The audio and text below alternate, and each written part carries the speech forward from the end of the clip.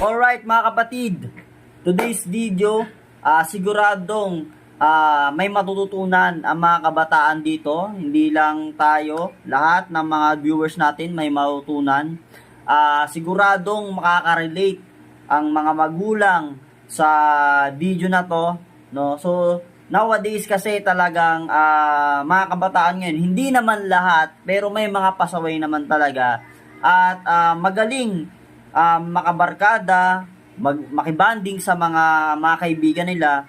Pero pagdating sa mga sarili nilang mga magulang at sa mga gawaing bahay, medyo sumasablay, no? Sa video na to, tingnan natin kung ano yung mapupulot nating aral, no? So, ito na nga, wag na natin itong patagalin at i-play na natin to. Alright, let's go!